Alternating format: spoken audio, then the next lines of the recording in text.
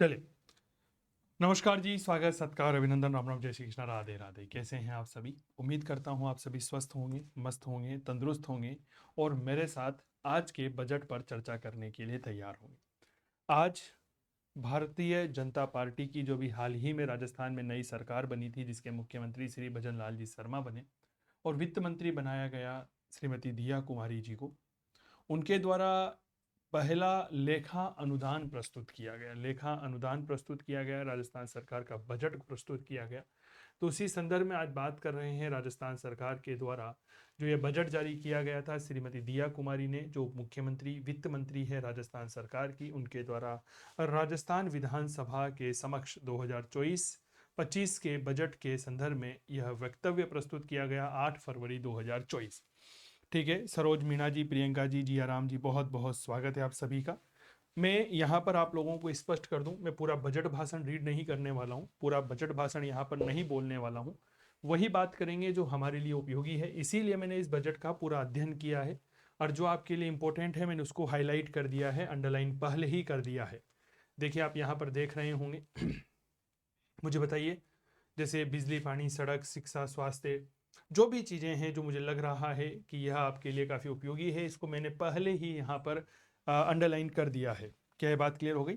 तो बहुत आराम से सुनिएगा, क्योंकि आने वाली जो फर्स्ट ग्रेड की विज्ञप्ति है उसमें, सेकंड ग्रेड की रीट में, आरएस में, कॉलेज लेक्चर में, हर एक भर्ती परीक्षा में राजस्थान बजट के सवाल पूछे जाते हैं। ठीक है, जब आप इस क्लास को ले रहे होंगे तो आपको यह बिल्कुल भी महसूस नहीं होगा कि आप पहली बार इकोनॉमिक्स या राजस्थान का बजट मेरे साथ पढ़ रहे हैं।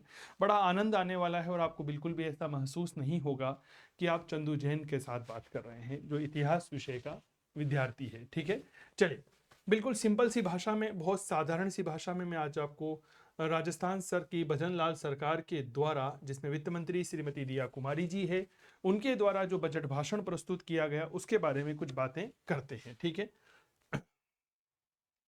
सबसे पहले वित्त मंत्री महोदय 2025 के लिए, 24-25 के लिए, इस बात को याद रखिएगा, क्या प्रस्तुत कर रही है? वार्षिक वित्तीय अनुमान प्रस्तुत कर रही है। ठीक है, बहुत आराम से पढ़िएगा, आपको हर एक बिंदु पर चर्चा करते हुए चलेंगे। जिया राम, सरोज, प्रियंका और अन्य विद्यार्थी जितने भी क्लास में जुड़े हुए हैं। ठीक है, इस क्लास को एक बार अपने प्यारे साथियों के साथ शेयर कर दीजिए। बड़ा आनंद आने वाला है आज आप लोगों को। यहाँ पर कई सारी ऐसी बातों की चर्चा करेंगे जो आपके लिए काफ़ी उपयोगी रहेगी। ठीक है, वार्षिक वित्तीय अनुमान है सर। यहाँ पर इन्होंने जिसका आधार रखा है या जो संकल्पना दी है वह क्या है? तो विकसित और उन्नत राजस्थान। यह जो संकल्पना यहाँ पर आज प्रस्तुत की गई है वह क्या है? तो याद रखिएगा, संकल्पना प्रस्तुत की गई है जो इसका नाम है विकसित और उन्नत राजस्थान। इस संकल्पना पर काम करते हुए वित्त मंत्री महोदय ने यह बजट प्रस्तुत किया। आप याद करिए, एक सिंपल सा प्रश्न पूछ लिया जाता है, फलाना बजट की टैगलाइन क्या थी? ठीक है ना, तो क्या हमारे इस बजट की टैगलाइन पूछी जा सकती है क्या? हाँ या ना का जवाब दीजिए। बताइए, बिल्कुल पूछी जा सकती है सर। और इस बजट की टैगलाइन क्या है? विकसित एवं उन्नत राजस्थान। सर, यहां पर इन्होंने कहा कि हम सबका, सबका साथ, सबका विकास, सबका विश्वास और सबका प्रयास और सबका कल्याण। ठीक है, इन्होंने 5 यहाँ पर महत्वपूर्ण बातें जोड़ी हैं जो हमारे लिए काफी उपयोगी है। जितेंद्र जी, राम राम, नमस्कार सर। एक बार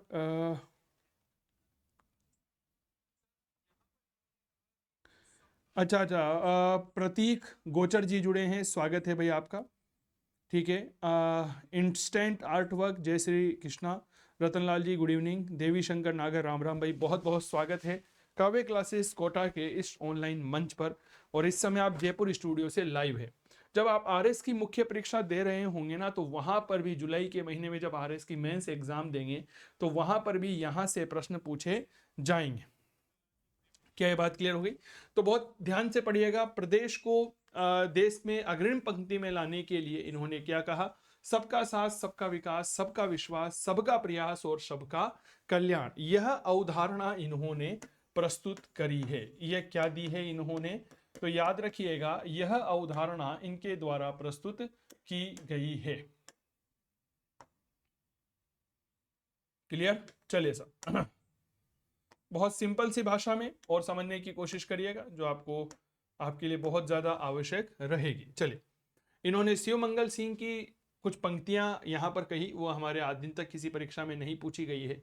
इन्होंने कहा कि हमारे पास कुल ऋण इस समय जितना है 2023-24 के बजट अनुमानों के अनुसार वो है 5,79,781 करोड़ रुपए है। ठीक है, जो राजस्थान में पंजाब के बाद सर्वाधिक है, यानी कि राजस्थान के जो है आ सकते हैं मेरे दोस्त, बिल्कुल आ सकते हैं। लव भाई, राम राम भाई, बहुत बहुत स्वागत। आ सकते हैं आदित्य, पशु परिचर में भी आ सकते हैं अगर राजस्थान का जीके है तो। चलिए, इसके बाद आगे बढ़िएगा तो राजस्थान में सबसे ज्यादा बजटीय घाटा पंजाब के बाद राजस्थान में ही सर्वे ज्यादा है, जो कि 5,79,781 करोड़ है।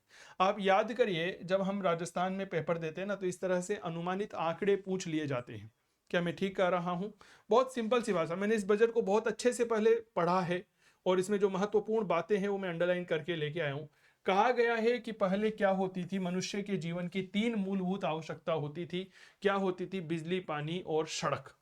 अब इसमें 2 और चीजों की जोड़ने की बात कही गई है, शिक्षा और स्वास्थ्य।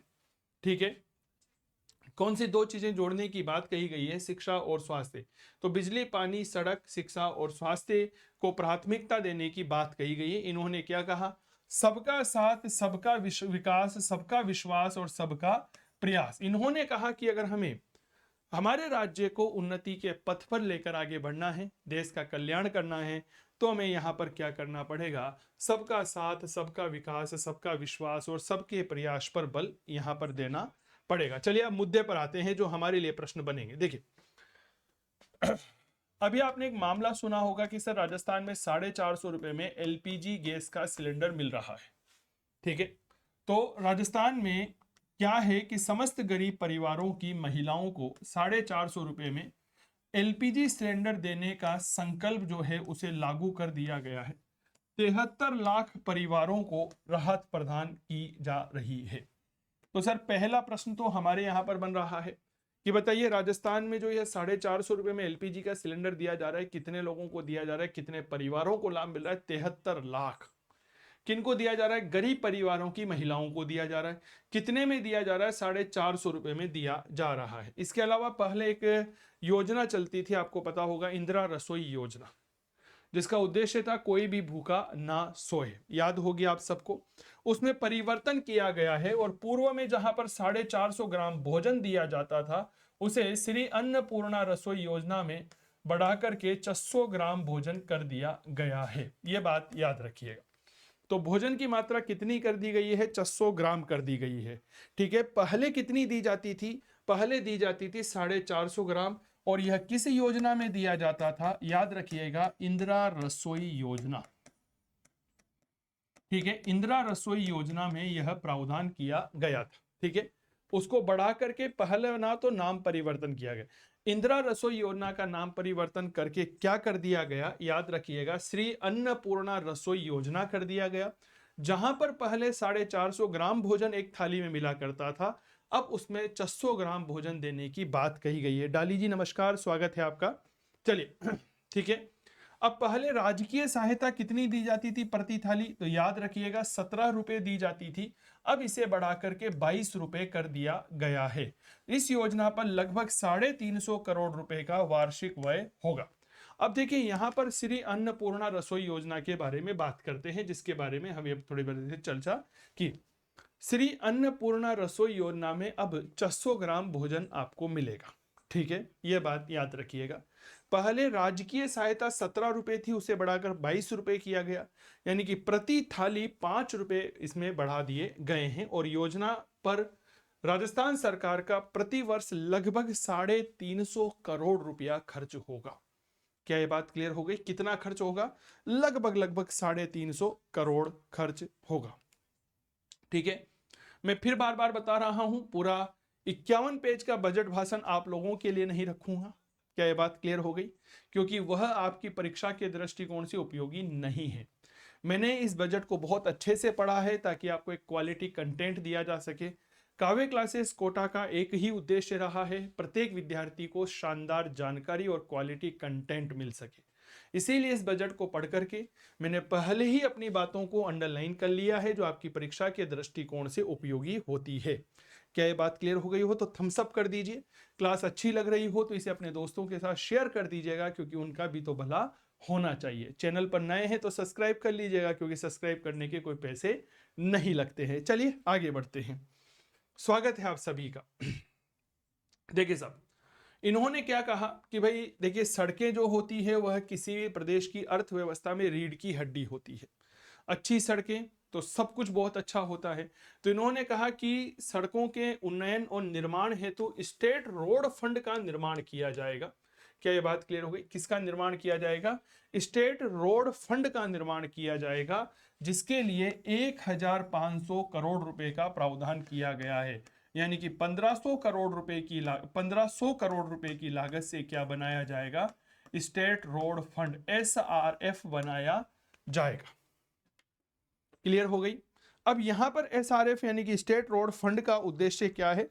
राज्य की सड़कों का विकास करना। ठीक है, राज्य की सड़कों का उन्नयन करना, उनकी रिपेयरिंग करना, यह सब यहां पर रखा गया। बिजली के लिए देखिए 2015 में केंद्र सरकार एक योजना लेकर आई थी, आपको पता होगा, उदय योजना। उदय योजना का उद्देश्य क्या था?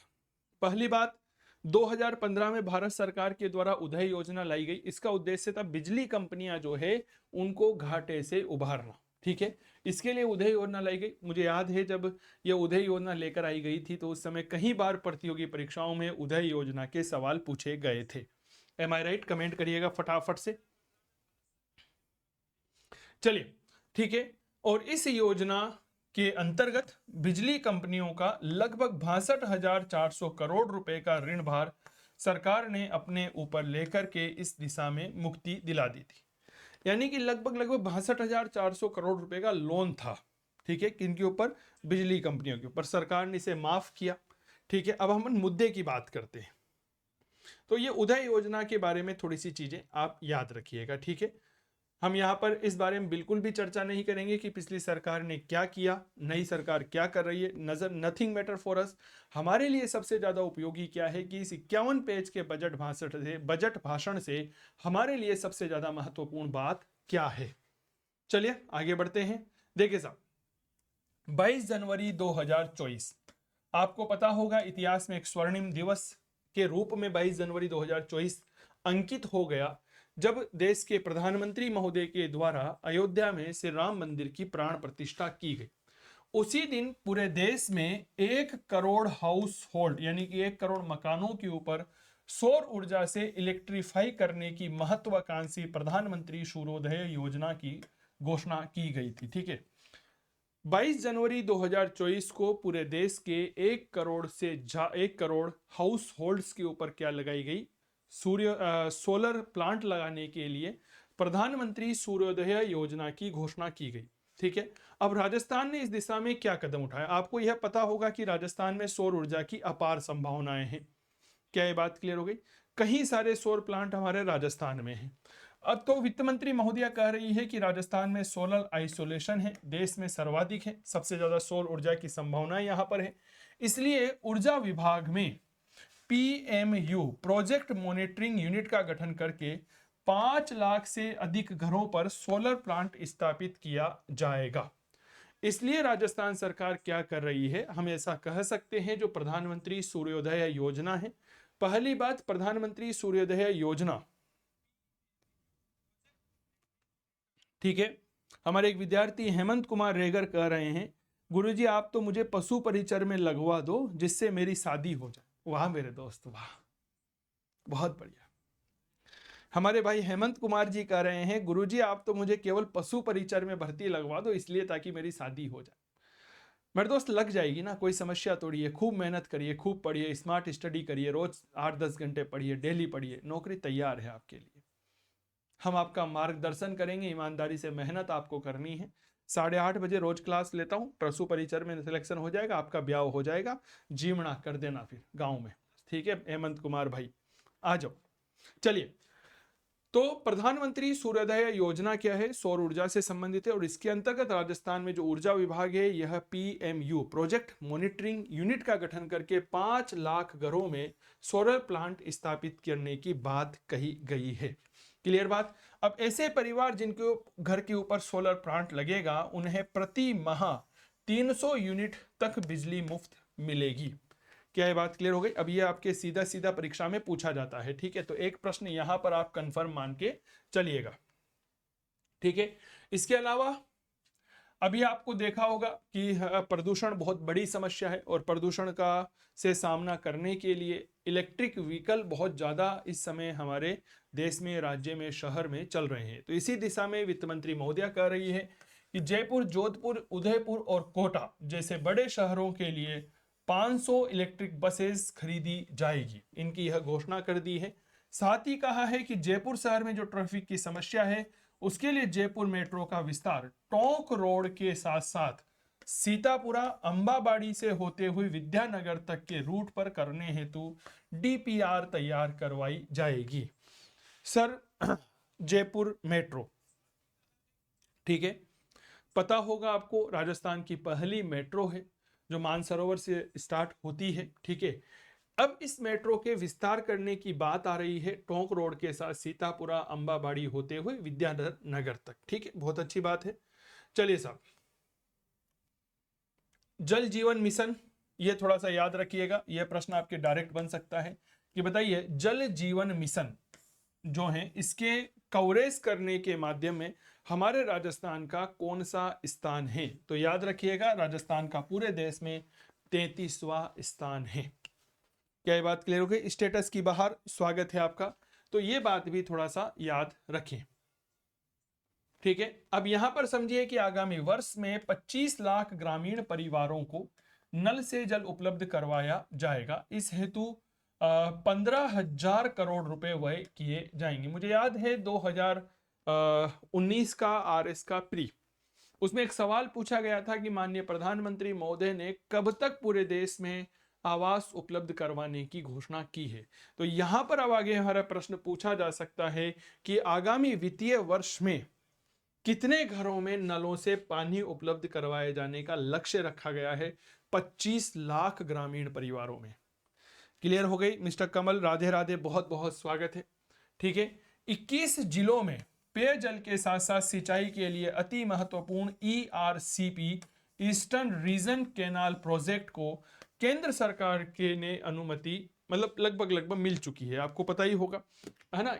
ERCP eastern region canal project, ये अभी कुछ समय पहले हमारे मुख्यमंत्री श्री भजनलाल जी और मध्य प्रदेश के मुख्यमंत्री महोदय और हमारे केंद्रीय जल शक्ति मंत्री महोदय जो है दिल्ली में मुलाकात की थी और इसको फाइनल ड्राफ्ट तैयार किया गया था, ठीक है।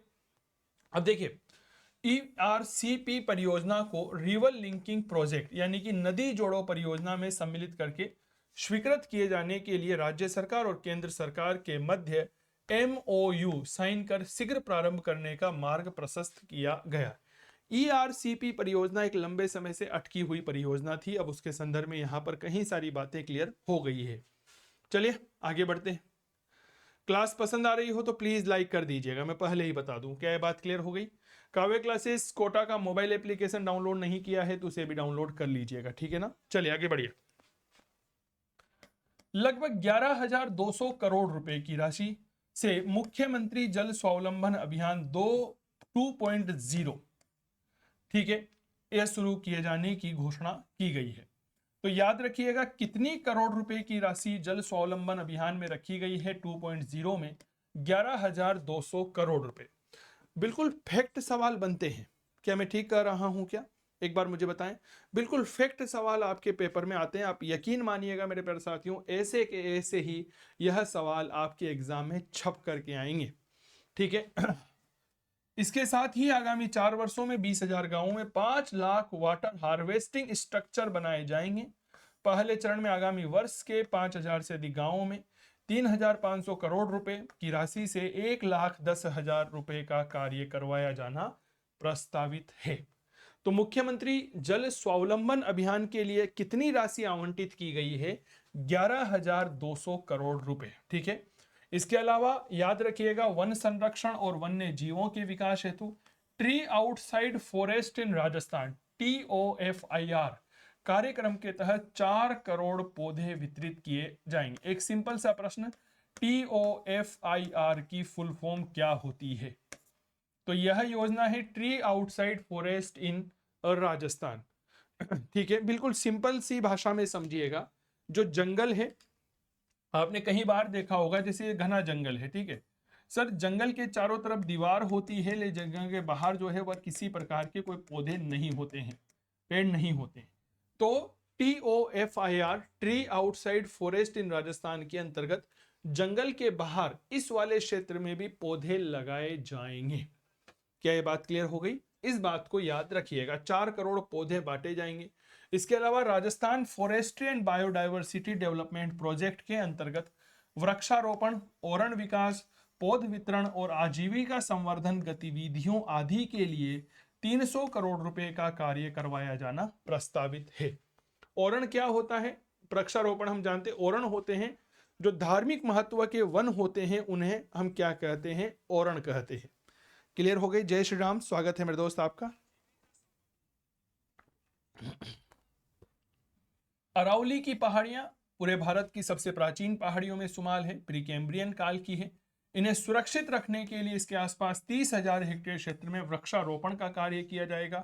गोंडावन संरक्षण हेतु टनल निर्माण का कार्य प्रारंभ करवाया जाएगा। ब्लैक बक्स, ठीक है, जो काले हिरण होते हैं, इनके लिए जसवंतपुरगढ़ नागौर में हैबिटेट डेवलपमेंट के कार्य कराए जाना प्रस्तावित है। सर ये बताइए, क्या ये जसवंतगढ़ नागौर डायरेक्ट प्रश्न पूछेगा या नहीं पूछेगा आपके? जसवंतगढ़ कहां पर है? नागौर में है। यहां पर क्या होगा? ब्लैक बक का हैबिटेट डेवलपमेंट सेंटर स्थापित किया जाएगा। सच सच बताइएगा, इतना तो आप लोगों को पता होगा कि परीक्षा में प्रश्न का प्रारूप क्या होता है। तो जसवंतगढ़ नागौर याद रखिएगा। प्रधानमंत्री किसान सम्मान निधि योजना काफी महत्वपूर्ण योजना है यह। इसके अंतर्गत किसानों को दिए वित्तीय सहायता को प्रति परिवार 6,000 रुपए से बढ़ा करके 8,000 रुपए वार्षिक करने की घोषणा की गई है। प्रधानमंत्री किसान सम्मान योजना में जहां पहले 6,000 रुपए दिए जाते थे, अब उसकी जगह 8,000 रुपए दिए जाएंगे, और जिसके लिए 1,400 करोड़ रुपए का वार्षिक प्रावधान किया गया है। ठीक है, 2023-24 में गेहूं का जो न्यूनतम समर्थन मूल्य है, जिसे हम MSP कहते हैं, ठीक है, के अतिरिक्त 125 रुपए प्रति क्विंटल बोनस उपलब्ध करवाने का निर्णय लिया गया है। यानी कि गेहूं जो है उसके न्यूनतम समर्थन मूल्य पर 125 करोड़ रुपए प्रति क्विंटल अतिरिक्त दिया जाएगा, और इसके ऊपर 250 करोड़ रुपए व्यय होंगे। ठीक है, कृषि के क्षेत्र में प्रदेश को ऊंचाइयों पर ले जाने के लिए किसान साथियों को संबल देने की दृष्टि से राजस्थान एग्रीकल्चर इंफ्रा मिशन को शुरू कर प्रारंभ में 2,000 करोड़ रुपए का प्रावधान किया गया। राजस्थान एग्रीकल्चर इंफ्रा मिशन, ठीक है, ताकि मूलभूत सुविधाओं का विकास हो सके। ठीक है साहब, अभी एक प्रश्न RS में पूछा गया था मिलेट्स को लेकर के, पता होगा। मिलेट्स होते हैं मोटे अनाज। क्या मैं ठीक कर रहा हूं? मिलेट्स क्या होते हैं? मोटे अनाज होते हैं। प्रधानमंत्री जी ने मिलेट्स का महत्व बताते हुए इन्हें श्री अन्न की संज्ञा दी थी। ये आपको थोड़ा सा याद रखना होगा। मैं फिर आपको बता रहा हूं ये वो प्रश्न है जो आपके एग्जाम में डायरेक्ट पूछे जाते हैं। क्या ये बात क्लियर हो गई? तो श्री अन्न की संज्ञा दी गई है। इनके उत्पादन में हमारा प्रदेश देश में अग्रणी स्थान रखता है। मोटे अनाज में तो आपको पता ही है, ज्वार, बाजरा, मक्का, मसूर, इनमें हमारा राजस्थान बहुत अग्रणी स्थान रखता है। ठीक है साहब, डेयरी से संबंधित गतिविधियों हेतु, गोवंश हेतु शेड, खेली के निर्माण, दुग्ध चारा बाटा संबंधी उपकरण खरीदने हेतु 1,00,000 रुपए तक का ब्याज मुक्त शॉर्ट टर्म ऋण उपलब्ध करवाने के लिए किसान क्रेडिट कार्ड, आपको पता होगा एक स्कीम चलती है KCC, उसकी तर्ज पर अब GCC स्थापित की जाएगी।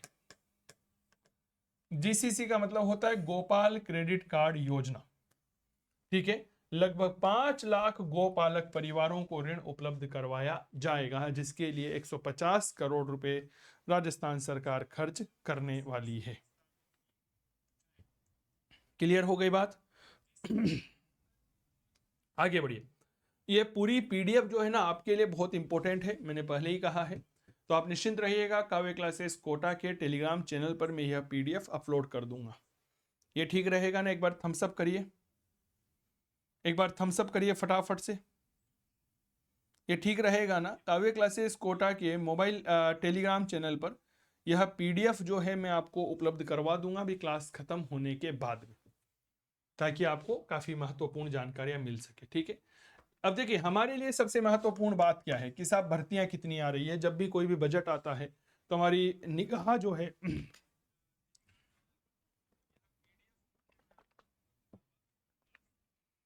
प्रतियोगी परीक्षा की तैयारी करने वाले विद्यार्थी की निगाह केवल और केवल कहां रहती है? बजट में होने वाली भर्ती की घोषणाओं पर। वित्त मंत्री महोदया ने कहा है युवाओं के रोजगार हेतु आगामी वर्ष सरकार के अधीन लगभग 70,000 पदों पर भर्तियां निकलेगी। सर बहुत बड़ी भर्तियां आ रही है। कितनी? 70,000। जी हाँ, एक साल में 70,000 भर्तियां निकालने की घोषणा किसने की है? वित्त मंत्री महोदया ने की है। तो फिर तैयारी करो ना यार। क्या ये बात क्लियर हो गई? कई सारे विद्यार्थी यह प्रश्न पूछते हैं, कई सारे मैसेज सुबह से मेरे पास आए हैं कि सर बजट में 70,000 भर्तियों की घोषणा तो कर दी गई है, किस पद पर कितनी वैकेंसी आएगी, कब आएगी, कैसे आएगी, कब पूरी होगी, कब तक आएगी, कौन से वित्तीय वर्ष के लिए है? अरे भाई, अगर देखो एक अच्छे विद्यार्थी कभी भी जो है ना इन प्रश्नों पर नहीं बात करते हैं। एक अच्छा विद्यार्थी हमेशा अपनी तैयारी में लगा रहता है और अपने लक्ष्य के लिए वह अर्जुन की तरह अटल रहता है। ठीक है ना? आपको भी यही करना है। यह नहीं पूछना है कि सर कब आएगी, किसकी आएगी, कैसे आएगी। अभी से तैयारी करो, अपना लक्ष्य सामने है, उस पर जुड़ जाओ, उस पर जुट जाइए और तैयारी करिए। ठीक है, सफलता एक दिन मिलनी है ना। काव्य क्लासेस अगर आप ज्वाइन कर सकते हैं ऑफलाइन तो कोटा ही आपका स्वागत है। अगर नहीं कर सकते तो गूगल प्ले स्टोर पे जाकर के काव्य क्लासेस कोटा का मोबाइल एप्लीकेशन डाउनलोड करिए। वहां पर विभिन्न प्रतियोगी परीक्षाओं के शानदार कोर्स अवेलेबल हैं। ठीक है, चलिए तो 70,000 पदों पर भर्तियां आएगी।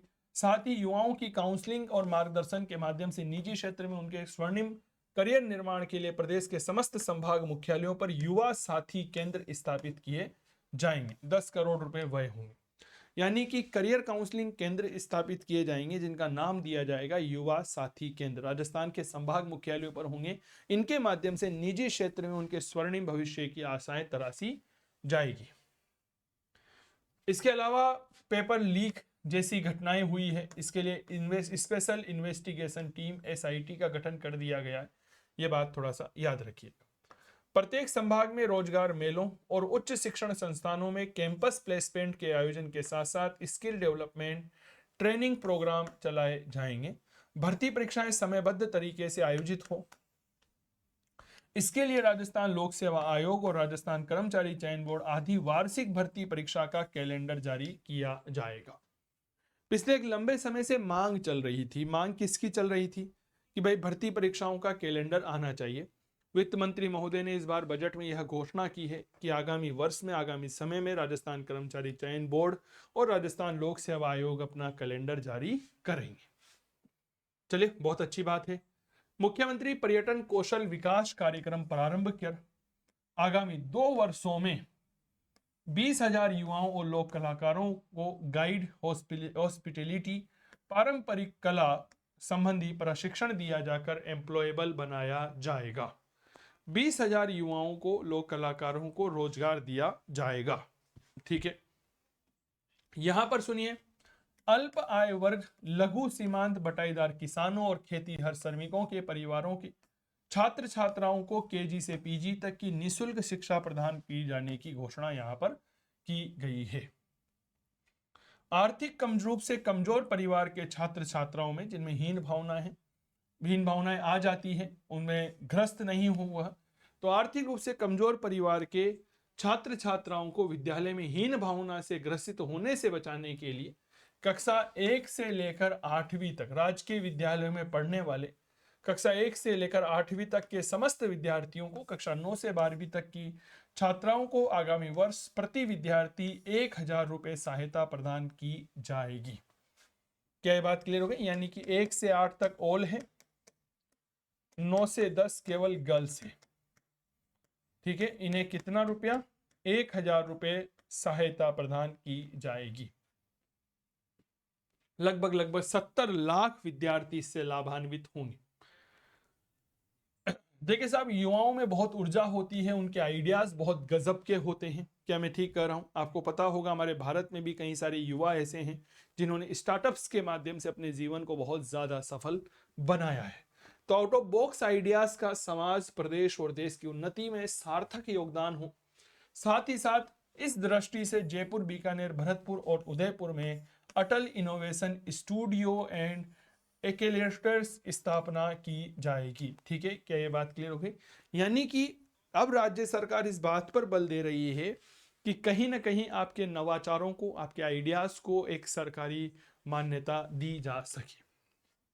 ठीक है, इन सेंटर्स पर software coding, robotic, fab lab एवं मल्टीमीडिया, वीएफएक्स संबंधी विश्व स्तरीय सुविधाएं होंगी। इसलिए 1,000 करोड़ खर्च होंगे। गति शक्ति कार्यक्रम है ना? तो जयपुर जो है, इसमें देखो क्या है, आबादी बहुत ज्यादा है, 40 लाख से ज्यादा की आबादी है। ठीक है, इस क्रम में जयपुर के निकट एक हाई टेक सिटी विकसित किया जाएगा। जैसे हम देख रहे हैं, जब इन्होंने लिखा है कि मुंबई के निकट पुणे है, ठीक है, हैदराबाद के निकट साइबराबाद है, अहमदाबाद के निकट गिफ्ट सिटी है। ठीक है, तो इसी तरह से हमारे गति सिटी के अंतर्गत, गति शक्ति कार्यक्रम के अंतर्गत जयपुर को चयन किया गया है, जिसकी जनसंख्या बहुत ज्यादा हो गई है, तो इसके निकट एक हाईटेक सिटी की स्थापना की जाएगी। क्लियर हो गई बात? चीजें उपयोगी लग रही है ना आपको परीक्षा के दृष्टिकोण से? अब देखो, ओलंपिक हमारे राजस्थान में सामान्यतया ओलंपिक के रूप में कुछ खिलाड़ी जो हैं वह ये पदक जीत पाते हैं, वो भी कभी कभी ठीक है ना? तो राजस्थान के खिलाड़ियों का ओलंपिक में प्रदर्शन ठीक है अच्छा रहा है, लेकिन उतना भी अच्छा नहीं रहा है। तो वित्त मंत्री महोदया कह रही हैं कि राजस्थान में ओलंपिक में पदक जीत सके, इसके लिए 50 प्रतिभाशाली युवाओं को ट्रेनिंग किट दिए जाएंगे, ट्रेनिंग की करवाई जाएगी। कोच सहित सभी विश्व स्तरीय सुविधाएं उपलब्ध करवाने की दृष्टि से मिशन ओलंपिक 2028 की घोषणा की गई है। इसके लिए जयपुर में centre of excellence for sports स्थापित किया जाएगा, जिसके लिए 100 करोड़ रुपए का प्रावधान किया गया है। तो 50 युवाओं को ओलंपिक की ट्रेनिंग करवाई जाएगी। इसके लिए जयपुर में हम एक स्पोर्ट्स सेंटर स्थापित करने की बात कही गई है। जयपुर, भरतपुर, उदयपुर में बालिकाओं के रेजिडेंशियल गर्ल्स स्पोर्ट्स इंस्टीट्यूट स्थापित किए जाएंगे, जिसके लिए 25-25 करोड़ रुपए की राशि प्रस्तावित की गई है। 3 जगह, जयपुर, भरतपुर और उदयपुर। बताइए, क्या ये बातें क्लियर? हम सब करते चलिए, चीजें अच्छी लग रही होगी। मैं पूरा बजट भाषण आपके लिए नहीं लेकर आया हूं, ये बता दूं मैं आपको, केवल वही चर्चा कर रहा हूं जो आपकी परीक्षा के लिए काफी उपयोगी है। और यह जो बजट के लिए जो मैं आपकी क्लास लेकर आया हूं, यह केवल और केवल विद्यार्थियों के लिए ही उपयोगी नहीं है, यह सभी के लिए समान रूप से उपयोगी है। महिला सशक्तिकरण की दिशा में अगर बात करें तो नारी शक्ति वंदन अधिनियम पारित हुआ महिला संसद और विधानसभा में। ठीक है, महिला आरक्षण को यह प्रावधान करता है, नारी शक्ति वंदन अधिनियम। ठीक है, गरीब परिवारों की बालिकाओं के जन्म पर अब 1 लाख रुपए का सेविंग बॉन्ड प्रदान करने हेतु लाडो प्रोत्साहन योजना प्रारंभ की जाई गई है। तो जो गरीब परिवार हैं उनमें जब बालिकाएं जन्म लेगी तो 1 लाख रुपए का सेविंग बॉन्ड हेतु लाडो प्रोत्साहन योजना। महिलाओं के आर्थिक सशक्तिकरण हेतु लखपति दीदी योजना, यह बहुत चर्चा का विषय है। लखपति दीदी योजना आपको पता होगा। ठीक है, प्रधानमंत्री मोदी जी ने भी एक महिला के साथ संवाद भी किया था, इस सिलसिले में थोड़ा सा याद रखिएगा। प्रधानमंत्री मातृ वंदन योजना के अंतर्गत गर्भवती महिलाओं को प्रथम बच्चे के लिए 2 किस्त में 5,000 रुपए दिए जाने का प्रावधान है।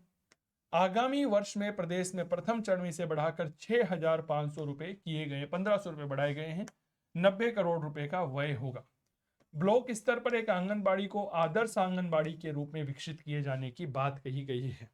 ठीक है, आंगनबाड़ी जो होती है उसको ब्लॉक स्तर पर हम एक आंगनबाड़ी लेकर आएंगे और उसे जो है बहुत शानदार लेवल पर आगे लेकर के जाएंगे।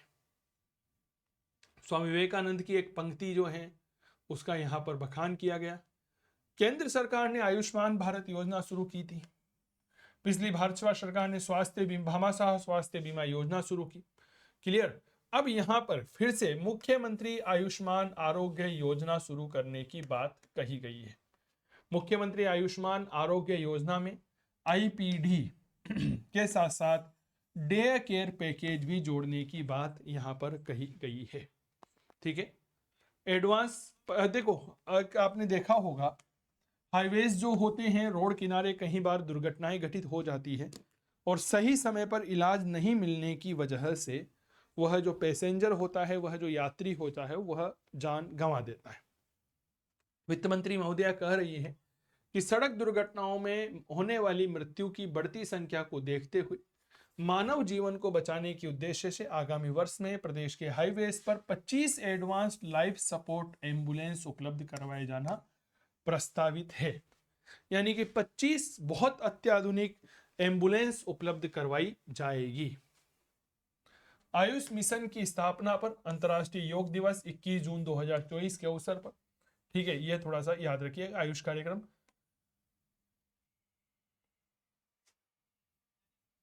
ठीक है। हाँ, श्रमिक हो गए, स्ट्रीट वेंडर्स हो गए, लोक कलाकार हो गए, इनके द्वारा कुछ समय के बाद कई सारी परेशानियों का सामना करना पड़ता है। भविष्य संबंधी आकांक्षाओं से यह भली भांति परिचित होते हैं। तो इनमें कहा गया है कि श्रमिकों, स्ट्रीट वेंडर्स को वृद्धावस्था में भी संबल प्रदान हो सके। ठीक है।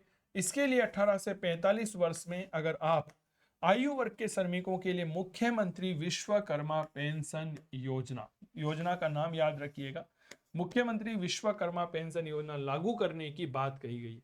इसमें किसी भी श्रमिक या स्ट्रीट वेंडर्स को 60 रुपए से लेकर के 100 रुपए मासिक प्रीमियम देने पर 60 वर्ष की आयु पूरी होने के उपरांत 2000 रुपए प्रति माह पेंशन प्राप्त होगी। ठीक है। यानी कि एक श्रमिक जो है, जिसकी उम्र कितनी है, 18 से 45 साल है, वह प्रति माह 60 रुपए से लेकर के 100 रुपए का प्रीमियम दे दे तो उसे 60 वर्ष की आयु पूरी होने के उपरांत 2000 रुपए की मासिक पेंशन मिलेगी। इसमें लगभग 400 रुपए का प्रति माह प्रीमियम जो है, प्रति व्यक्ति का प्रीमियम राज्य सरकार वहन करेगी। यह पेंशन मुख्यमंत्री वृद्धजन सम्मान पेंशन के अतिरिक्त होगी। अभी आपको पता होगा मुख्यमंत्री वृद्धजन सम्मान पेंशन योजना चल रही है, वो उसके अंतर्गत एक निश्चित राशि दी जाती है। यह पेंशन उसके अतिरिक्त होगी। 350 करोड़ रुपए का इसके लिए प्रावधान किया गया है। ठीक है। 60 से 80 वर्ष तक के जो आयु के वरिष्ठ नागरिक हैं, उनके लिए रियायती यात्रा सुनिश्चित प्रदान करने के उद्देश्य से राज्य की सीमा में रोडवेज बसों के किराए में वर्तमान में दी जा रही 30% छूट से बढ़ाकर उन्हें 50% किया गया है। जो वरिष्ठ नागरिक हैं, जिनकी उम्र 60 से लेकर 80 वर्ष तक है, अगर वह रोडवेज में यात्रा करते हैं तो उन्हें 50% की छूट दी जाएगी। दिव्यांगों के लिए कंपोजिट रीजनल सेंटर की स्थापना के साथ ही फिजियोथेरेपी, स्पीच थेरेपी आदि सुविधा प्रदान करने के उद्देश्य से जिला मुख्यालयों पर डिस्ट्रिक्ट डिसेबिलिटी रिहेबिलिटेशन सेंटर स्थापित किए जाने की बात कही गई। विकसित भारत संकल्प भारत यात्रा चली रही है, आपको पता ही होगा। जन धन योजना चली थी, ठीक है, यह शुरू की गई थी 2014 में, जब मोदी सरकार आई थी तब शुरू की गई थी। फिर इसे जन धन आधार मोबाइल कर दिया गया, फिर भामाशाह हो गई, फिर इसे नाम बदल के जन आधार कर दिया गया। अब यह नई सरकार जो है वह इस भामाशाह योजना या जन आधार योजना को आर्टिफिशियल इंटेलिजेंस मशीन जो है, लर्निंग, डाटा क्लाउड जैसी नई तकनीक का प्रयोग करके आगे ले जाने के लिए कटिबद्ध है और smart system service management with artificial intelligence and real time system के माध्यम से स्वतः चिन्हीकरण और उन्हें अवगत करवाने की स्वीकृति और बेनिफिट ट्रांसफर को त्वरित और पारदर्शी बनाने के लिए राजस्थान अनुग्रह सेवा प्राधिकारी अधिनियम लाने की घोषणा की गई है। ठीक है। तो भामाशाह चलती थी, फिर जनाधार हो गई, अब कह रहे हैं जी हम कानून बनाएंगे। ठीक है। और कानून का नाम क्या होगा? राजस्थान अनुग्रह सेवा प्राधिकारी अधिनियम। बताएं। क्या ये बात क्लियर हो गई? Very good. सब कुछ क्लियर है ना? एक बार मुझे बता दीजिएगा, इसके बाद थोड़ा सा आगे बढ़िएगा। वृद्धजनों को जो रिटायर्ड हैं उन्हें डिजिटल लाइफ सर्टिफिकेट घर पर ही दिया जाएगा। आरजीएसएस एक योजना है जिसका नाम है राजस्थान गवर्नमेंट हेल्थ स्कीम के अंतर्गत कार्मिकों और पेंशनर्स को कॉन्फेक्ट यानी कि राजस्थान राज्य सहकारी उपभोक्ता संघ के माध्यम से दवाइयों की डोर स्टेप डिलीवरी की सुविधा दी जा रही है। पुलिस के आधुनिकीकरण के लिए police modernisation and infrastructure fund का गठन किया जाने का प्रावधान किया गया है। 34 नए पुलिस थाने जहां पर बनाए गए हैं उनमें परिवादियों की त्वरित सुनवाई हेतु साइबर हेल्प डेस्क तैयार की जाएगी। प्रत्येक जिले में एंटी रोमियो स्क्वाड के गठन के साथ ही शेष रहे 174 पुलिस थानों में वुमेन हेल्प डेस्क की स्थापना की जाएगी। ये जो लैला मजनू होते हैं ना, जो मजनू टाइप के होते हैं, जो कि गलत काम करते हैं, उनके लिए एंटी रोमियो स्क्वाड सर्जित करने की बात कही गई। हमारे राजस्थान में पहले से भी है, थोड़ा सा ध्यान रखिएगा। बालिका और महिलाओं से छेड़छाड़ और अपराध की प्रभावी रोकथाम के लिए प्रत्येक जिले में छात्रावासों और नारी निकेतों में सीसीटीवी कैमरे स्थापित करने के उद्देश्य से लाडली सुरक्षा योजना शुरू किए जाने की घोषणा की गई है। नीरज भाई स्वागत है। लाडली सुरक्षा योजना बालिकाओं को रानी लक्ष्मीबाई आत्मरक्षा प्रशिक्षण अभियान के तहत सेल्फ डिफेंस का प्रशिक्षण दिया जाएगा। यानी कि बालिकाओं, अब आप लोगों को डरने की आवश्यकता नहीं है। वित्त मंत्री महोदया ने कह दिया है हम आपको आत्मरक्षा बल देंगे, जहां पर आप खुद ही जूडो कराटो के माध्यम से अपने ऊपर आने वाले खतरे का मुकाबला कर सकते हैं। कितनी अच्छी बात है ना, है ना। चलिए 1975, 76, 77 में आपातकाल लगा, ठीक है। तो उन लोगों को योजना देने के लिए, उनको लाभ देने के लिए राजस्थान लोकतंत्र सेनानी सम्मान निधि अधिनियम लाया जाना प्रस्तावित है। सर राजस्थान में कुछ बहुत ही धार्मिक महत्व के बहुत शानदार स्थान हैं, जैसे गोविंद देव जी जयपुर हो गए, है ना, मानगढ़ धाम बांसवाड़ा हो गया, मेहंदीपुर बालाजी दौसा, रणकपुर जैन मंदिर पाली, क्लियर, डिग्गी कल्याण जी टोंक, बेणेश्वर धाम डूंगरपुर, रामदेवरा जैसलमेर, तेजाजी मंदिर खरनाल नागौर, देवनारायण जी आसीन भीलवाड़ा, मचकंड धौलपुर, जलदेवी मंदिर रेलमगरा, राजसमंद जैसे असीम आस्था के केंद्रों में सौंदर्यीकरण करने के साथ साथ ही कुछ और स्थान जोड़े गए हैं, जैसे पूंछड़ी का लोठा डीग में है, बड़े मथुरीत जी का मंदिर कोटा में है, त्रिनेत्र गणेश जी मंदिर रणथंबोर सवाई माधोपुर में है। यहाँ पर 20 आस्था केंद्रों को विकसित करके 300 करोड़ रुपए में इनमें विकास कार्य करवाए जाएंगे। क्या ये बात क्लियर हो गई? चलिए थोड़ा सा नाम याद रखिएगा। कुछ ऐतिहासिक विरासत की झांकी है, जैसे अल्बर्ट हॉल, ये जयपुर में है, राजकीय म्यूजियम अलवर में है, चित्तौड़ निम्बाहेरा जोधपुर में सहित 10 प्रमुख संग्रहालय जो हैं इनका उन्नयन करके स्टेट आर्काइव बीकानेर के अंतर्गत पब्लिक गैलरी के निर्माण के लिए 50 करोड़ रुपए के कार्य हाथ में लिए जाएंगे। महाराणा प्रताप सूरवीर हुए हैं, हमारे राजस्थान के निवासियों के लिए प्रेरणा स्रोत है। ये महाराणा प्रताप जिन्होंने मुगलों के दांत खट्टे कर दिए थे, ये वही महाराणा प्रताप है। इनसे जीवन से जुड़े हुए कुछ प्रमुख स्थल, जैसे चावंड राजधानी रहे, हल्दी घाटी का युद्ध लड़ा, गोगुंदा में राज्याभिषेक हुआ, कोमलगढ़ में बचपन बीता, पैदा हुए, दिवेर का युद्ध लड़ा, उदयपुर में रहे, आदि को सम्मिलित करते हुए महाराणा प्रताप टूरिस्ट सर्किट विकसित किया जाएगा। इसके लिए 100 करोड़ रुपए का प्रावधान करने की घोषणा की गई है। Maharana Pratap tourist circuit. थाला भाई जय श्री राम, स्वागत है भाई आपका, अभिनंदन। चलिए इसके अलावा सम्मान देने के लिए भारतीय फौज में राजस्थान के युवाओं को शौर्य और बलिदान को सम्मान देने के लिए प्रदेश में आर्म्ड फोर्सेस म्यूजियम की स्थापना के लिए डीपीआर बनाई जाएगी। खेजड़ली जोधपुर में Amrita Devi Bishnoi indigenous plant museum बनाया जाएगा। बहुत गजब की योजना बजट है सर, जिसमें प्रत्येक व्यक्ति के लिए कुछ ना कुछ है। आर्थिक उन्नयन के लिए राजस्थान इकोनॉमिक रिवेलियल टास्क फोर्स का गठन किया जाएगा, ताकि हमारे राज्य का आर्थिक उन्नति हो सके। वेट इम्यूनिटी है, ठीक है, ये सब चीजें। स्टाम्प ड्यूटी में छूट देने की बात कही गई है, ट्रांसपोर्ट इम्यूनिटी में बात कही गई है यहाँ पर, ठीक है, ये सब चीजें महत्वपूर्ण, ठीक है। 51 पेज का बजट भाषण है यह, ठीक है। आप ये याद रखिएगा कि आम जन के साथ साथ निवेशकों को अपनी परियोजना संबंधी पंजीयन कार्य के लिए दर दर नहीं भटकना पड़े, इस दृष्टि से टोल फ्री हेल्पलाइन के साथ ही सभी जिलों में चरणबद्ध रूप से 24x7 कार्य करने वाले आदर्श रजिस्ट्रेशन केंद्र स्थापित किए जाएंगे, ठीक है जी। बिल्कुल स्मार्ट भील स्वागत है मेरे दोस्त, जय जोहार, अभिनंदन मेरे दोस्त, जय जय जोहार। चलिए,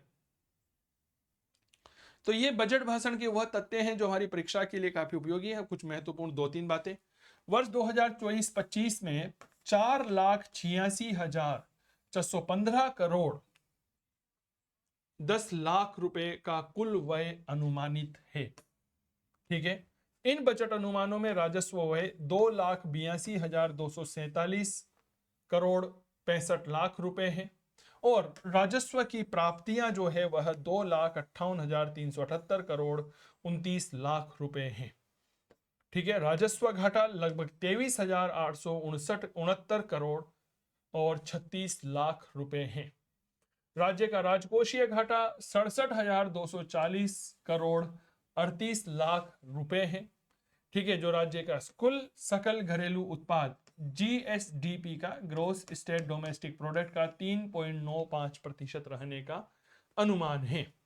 राजस्थान का डिबट जीएसडीपी 37.48% रहेगा। FRBM physical responsibility and budget management act की बात यहां पर कही गई है। तो ये है कुछ महत्वपूर्ण बातें जो हमने यहां पर की है।